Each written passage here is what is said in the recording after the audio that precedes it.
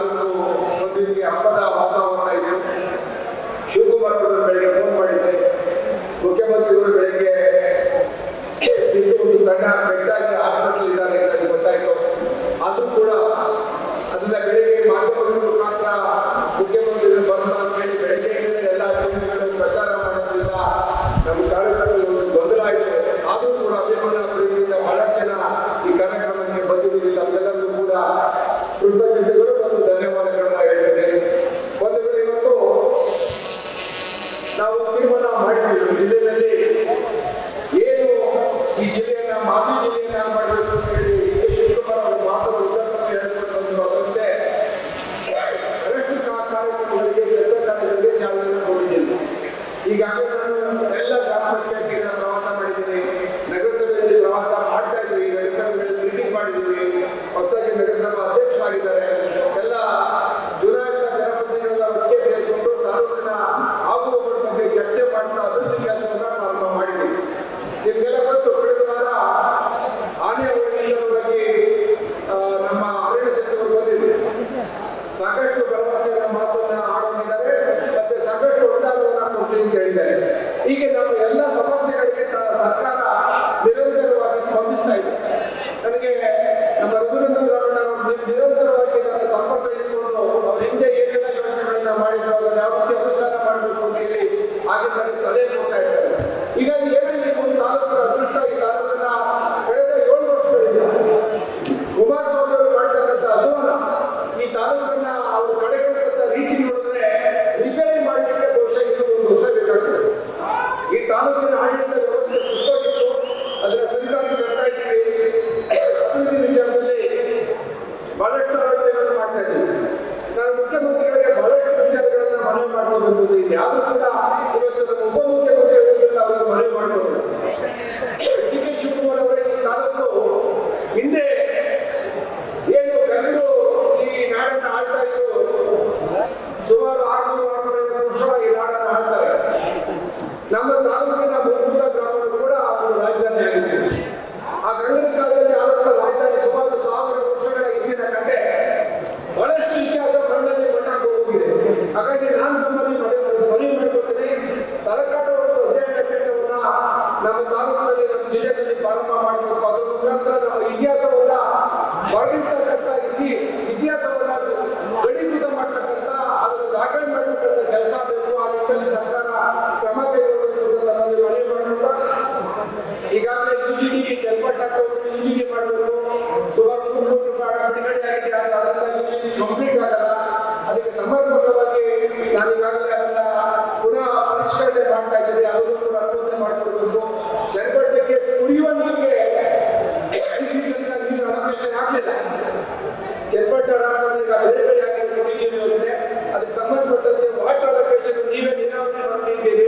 Water allocation ನಾವು 25 ಗಂಟೆ ನೀರು ಕೇಳಿದ್ದೀವಿ. ಚಲ್ಪಟ್ಟಕ್ಕೆ ನೀರು ಕೊಡಬೇಕು, ಮತ್ತೆ ಹೊಸ ಪೈಪ್ ಹಾಕಬೇಕು. ಚಲ್ಪಟ್ಟದ ಜನರಿಗೆ ಕುಡಿಯುವ ಶುದ್ಧ ಕುಡಿಯುವ ಕಾರ್ಯಕ್ರಮ ಮಾಡಬೇಕು. ಆ ನಿಟ್ಟಿನಲ್ಲಿ ಕೆಲಸ ಆಗ್ಬೇಕು. ಇನ್ನೊಂದು ಬಹಳ ವಿಚಾರ ಅಂದ್ರೆ, ಚಲ್ಪಟ್ಟದಲ್ಲಿ ಕೆಎಸ್ಸಿಸಿ ಬಿಲ್ಲಿದೆ.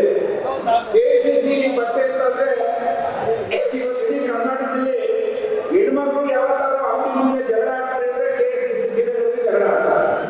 ಯಾವ ಅಂಗಡಿನೂ ಸ್ಟಾಕ್ ಇಲ್ಲ. ಅಷ್ಟು ನಮ್ಮ ಕೆಎಸ್ಸಿಸಿ 100 ವರ್ಷ ಇತಿಹಾಸ ಇರತಕ್ಕಂಥ ಆ ಒಂದು ರೇಷ್ಮೆ ಉದ್ಯಮ. ಅದಕ್ಕೆ ಪುನಶ್ಚೇತನ ಕೊಡಲಿಕ್ಕೆ ನಮ್ಮಲ್ಲಿ ಜಾಗ ಇದೆ. ಅದೇ ಘಟ್ಟ ಪ್ರಾರಂಭ ಮಾಡಿದ್ದೀವಿ, ಸಣ್ಣದಾಗಿ ಪ್ರಾರಂಭ ಮಾಡಿದ್ದೀವಿ.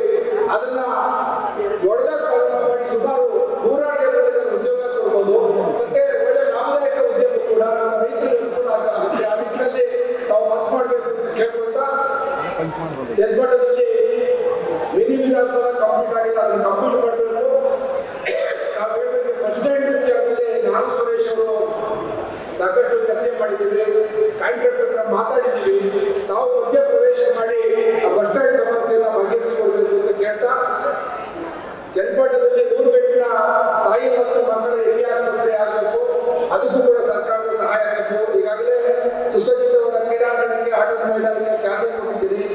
ಅದಲ್ಲದೆ ಜಲ್ಪಟ್ಟ ನಮ್ಮ ಕಣ್ವ ನಲ್ಲಿ ಸುಮಾರು 150 ಎಕರೆ ಸರ್ಕಾರಿ ಹೋಗಿದೆ. ಅದು ಒಂದು ಕೋಟಿಗೆ.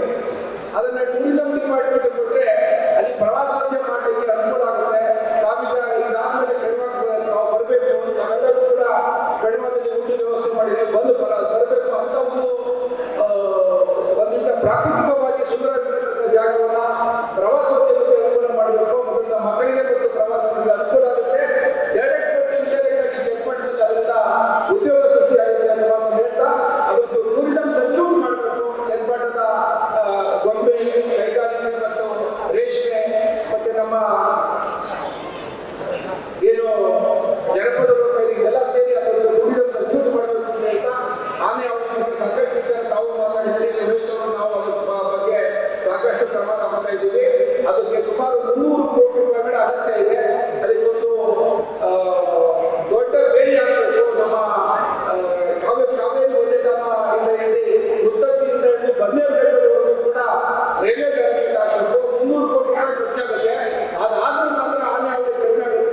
ನಿನ್ನೆ ದಿವಸ ನಮ್ಮ ಸ್ವಂತ ಊರಲ್ಲೂ ಒಬ್ಬ ಅಮಾಯಕ ನನ್ನ ತಾಯಿಗೆ ಆನೆ ತುಳಿದು ಇವತ್ತು ಸಾವು ಹೋರಾಟ ಮಾಡ್ತಾ ಇದ್ದಾರೆ.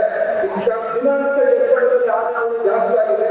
ಅದನ್ನು ತಡೆಗಟ್ಟುವುದಕ್ಕೆ ಸರ್ಕಾರ ಗಮನ ಕೊಡಬೇಕು ಅಂತ ಬಹಳ ಮುಖ್ಯವಾದ ವಿಚಾರ ಹೇಳ್ತೀನಿ. ನೀರ ಗಲಾಟೆ ಹೇಳಿ ಚನ್ನಪಟ್ಟಣದಲ್ಲಿ ರೈತರಿಗೆ ಗೋಧಿ ಮಾರಾಟಕ್ಕೆ ಉದ್ಯೋಗದಲ್ಲಿ ಉಳ್ಳಾಗ ರೈತರು ಸಾಯ್ತಾರೆ. ಅದು ನೀರಿನ ಬಗ್ಗೆ ಯಾರು ಗಮನಿಸೋದೇ ಇಲ್ಲ. ಆದರೆ ಇವತ್ತು ನೀರಾವರಿ ಆರ್ಥಿಕವಾಗಿ ಬಹಳ ಆದಾಯ ಕೊಡ್ತಕ್ಕಂಥ ಉದ್ಯಮ, ಅದಕ್ಕೆ ಪ್ರೋತ್ಸಾಹ ಕೊಡಬೇಕು. ಯಾಕಂದ್ರೆ ಚನ್ನಪಟ್ಟಣ ತಾಲೂಕು ಎಂದು ಇರ್ತಕ್ಕಂಥ ನಾಡು, ಆ ನಿಟ್ಟಿನಲ್ಲಿ ಕ್ರಮ ತಗೊಳ್ಬೇಕು ಅನ್ನೋ ತಮ್ಮ ಹತ್ರ ಬಂದು ನಾನು ಮಾತಾಡ್ತೀನಿ ಅಂತ ಇವತ್ತು ನೂರಾರು ಜನ ರೈತರು ಫ್ಲೆಕ್ಸ್ಗಳು ತಗೊಂಡ್ಬಂದು ನೋಡಿ ಅದು ತೋರಿಸ್ತಾ ಇದ್ದಾರೆ ಅವರು. ಏನಂದ್ರೆ ಇಡೀ ತಾಲೂಕು ಇಡೀ ರಾಜ್ಯದಲ್ಲಿ ಅತಿ ಹೆಚ್ಚು ಹಾಲನ್ನು ಕೊಡ್ತಾ ಕರೀತಾ ಇರ್ತಕ್ಕಂಥವ್ರು ನಾವು. ಇಡೀ ರಾಜ್ಯದಲ್ಲಿ ಅತಿ ಹೆಚ್ಚು ಹಾಲು ಕರೀತಾ ಚನ್ನಪಟ್ಟಣ ತಾಲೂಕು. ಹಾಲಿಗೆ ಹೊಡೆತ ಬೀಳ್ತಾ ಇವತ್ತು ಅಯೋಧ್ಯಮವನ್ನು ದೊಡ್ಡ ಕಾಯ್ದೆ ಜನ ಸಂಕಷ್ಟ ಪಡ್ತಾ ಇದ್ದಾರೆ. ಅತಿ ಕಡಿಮೆ ಬೆಲೆ ಇದೆ ಹಾಗೆ ಇಡೀ ದೇಶದಲ್ಲಿ ಎಲ್ಲೂ ಕೂಡ ಇಷ್ಟು ಕಡಿಮೆ ಹಾಲು ಸಿಗಲ್ಲ. ಕೇವಲ 25-30 ರೂಪಾಯಿ ಕೊಡ್ತಾ ಇದ್ದೀರಿ. ದಯವಿಟ್ಟು ಹಾಲುಗಳನ್ನ ಕನಿಷ್ಠ ಲೀಟರ್ 50 ರೂಪಾಯಿ ಮಾಡಬೇಕು. ಅದೇ ಮೋಸ ಇಲ್ಲ, ನಿಜವಾದ ರೈತರಿಗೆ ಸಹಾಯ ಆಗುತ್ತೆ. ಆ ನಿಟ್ಟಿನಲ್ಲಿ ಸರ್ಕಾರದ ಗಮನ ಹರಿಸಬೇಕು ಅಂತ ಹೇಳ್ತಾ ಈಗ ಬಹಳ ವಿಚಾರಗಳಲ್ಲಿ ಇದನ್ನ ಮಾತಾಡ್ತಾ ಹೋದ್ರೆ ತಾಲೂಕಿನ ವಿಚಾರವಾಗಿ ಬಹಳ ವಿಚಾರಗಳು ಹೇಳಬೇಕಾಗುತ್ತೆ. ನಮ್ಮ ರಸ್ತೆಗಳೆಲ್ಲ ಆಗಬೇಕಾಗಿದೆ. ಕುಮಾರಸ್ವಾಮಿ ಮುಖ್ಯಮಂತ್ರಿ ಆಗಿದ್ರು, ಇಡೀ ತಾಲೂಕಿನ ರಸ್ತೆಗಳನ್ನ ಮೇಲ್ದರ್ಜೆಗೇರಿಸಿ ಒಳ್ಳೆ ಕೆಲಸ ಮಾಡಬಹುದಾಗಿತ್ತು. ಇವತ್ತು ಜನ ಇಡೀ ಶಾಪ ಆಗ್ತದೆ. ನಮ್ಮ ರಸ್ತೆಗಳಲ್ಲಿ ಆಕ್ಸಿಡೆಂಟ್ ಆಗ್ತದೆ ಅಂದ್ರೆ ರಸ್ತೆಗಳೆಲ್ಲ ತುಂಬಾ ಕಿತ್ತಾಗಿದೆ. ಅದನ್ನ ಮೇಲ್ದರ್ಜೆಗೇರಿಸಬೇಕು. ಮತ್ತು ಏಕನೀರಾವರಿ ಯೋಜನೆ ಹಿರಿಯ ಮಂತ್ರಿಗಳಿದ್ದೀರಿ, ನಮಗೆಲ್ಲ ಅನುಕೂಲ ಆಗ್ತಾ ಇದೆ. ಬಹಳಷ್ಟು ಕೆಲಸ ಕಾರ್ಯಗಳು ತಗೊಂಡಿದ್ದೀವಿ. ಇಡೀ ತಾಲೂಕನ್ನ ಎಲ್ಲ ಕಾರ್ಯಗಳನ್ನ ಸಮರ್ಪಕವಾಗಿ ಕನೆಕ್ಟ್ ಮಾಡೋದಕ್ಕೆ ನಾವು ಅನುಮತಿ ಕೊಟ್ಟಿದ್ದೀವಿ. ಈಗಾಗಲೇ ಅದನ್ನ ಕಾರ್ಯಕ್ರಮಗಳನ್ನ ಕೈಗೊಂಡಿದ್ದೀವಿ ಅಂತ. ಈ ಮೈಕ್ರೋ ಫೈನಾನ್ಸ್ ವಿಚಾರದಲ್ಲಿ ನಮ್ಮ ತಾಲೂಕಲ್ಲಿ ಬಹಳಷ್ಟು ಜನ ಹೆಣ್ಮಕ್ಳು ಇವತ್ತು ಆತ್ಮಹತ್ಯೆ ಮಾಡ್ಬೋದಾಗಿದೆ. ಅದು ಕಂಪ್ಲೇಂಟ್ ಆಗಿದೆ. ಅದ್ರ ಬಗ್ಗೆ ಸರ್ಕಾರ ಗಮನಿಸಬೇಕು. ಏನು ಅಮಾಯಕ ಹೆಣ್ಮಕ್ಳು ಸಾಲ ಕೊಟ್ಟು ಅವರನ್ನ ಶೋಷಣೆ ಮಾಡ್ತಾ ಇದ್ದಾರೆ, ಅವರ ವಿರುದ್ಧ ಕಠಿಣ ಕ್ರಮ ಅಂತ ಚನ್ನಪಟ್ಟಣದಲ್ಲಿ ಈ ರೈಲ್ವೆ ಬ್ರಿಡ್ಜ್ ಕಾಮಗಾರಿ ಮುಗಿತಾ ಇದೆ. ರಾಜ್ಯ ಸರ್ಕಾರದ ಕೆಲಸ ಬಾಕಿ ಇದೆ. ಅದನ್ನ ಕಂಪ್ಲೀಟ್ ಮಾಡ್ಕೊಳ್ಬೇಕು. ರಸ್ತೆಗಳನ್ನ ಅದನ್ನ ರಸ್ತೆ ಕನೆಕ್ಟ್ ಮಾಡಿ ಸಾರ್ವಜನಿಕರಿಗೆ ಅನುಕೂಲ ಮಾಡ್ಕೊಳ್ಬೇಕು ಅಂತ ಬಹಳ ವಿಚಾರಗಳು ಇದ್ರು ಕೂಡ ನೀವೇ ನಮ್ಮ ರೀತಿಯಲ್ಲಿ ಬಂದು ಮಾತಾಡಿ ಕೆಲಸ ಮಾಡ್ಕೊಳ್ಬೋದು. ಹಾಗಾಗಿ ಮುಂದಿನ ದಿನಗಳಲ್ಲಿ ಯಾವ ಸಹ ಮಾನ್ಯ ಮುಖ್ಯಮಂತ್ರಿಗಳು ಕರ್ಕೊಂಡು ಬಂದು ಮತ್ತೆ ಸಭೆ ಮಾಡತಕ್ಕಂಥ ಅವಕಾಶವನ್ನ ಕಲ್ಪಿಸಿಕೊಡ್ಬೇಕು ಅಂತ ಹೇಳ್ತಾ ತಾವು ಈ ಸಭೆಗೆ ಬಂದು ಬಹಳಷ್ಟು ವಿಚಾರಗಳನ್ನ ಮಾತಾಡಿದ್ದೀರಿ. ಇಡೀ ತಾಲೂಕಿನ ಏನು ಕಾಂಗ್ರೆಸ್ ಪಕ್ಷದ ಎಲ್ಲ ಕಾರ್ಯಕರ್ತರನ್ನ ಮುಖಂಡರನ್ನ ಒಟ್ಟಿಗೆ ತಗೊಂಡಿರ್ತಕ್ಕಂಥ ಎಲ್ಲರೂ ನಮ್ಮವರು ಒಂದು ಭಾವನೆಯಿಂದ ನಾವು ಈಗಾಗಲೇ ಕೆಲಸ ಕಾರ್ಯಗಳನ್ನ ಕೈಗೊಂಡಿದ್ದೀವಿ. ನಿಮ್ಮೆಲ್ಲರ ಬೆಂಬಲ, ಆಶೀರ್ವಾದ, ಪ್ರೋತ್ಸಾಹ, ಸರ್ಕಾರದ ಸಂಪೂರ್ಣ ಸಹಕಾರ ಇರಲಿ. ಈ ತಾಲೂಕನ್ನ ಈ ಜಿಲ್ಲೆಯನ್ನ ಮಾದರಿ ತಾಲೂಕು ಮಾಡಲಿಕ್ಕೆ ನಾವೆಲ್ಲ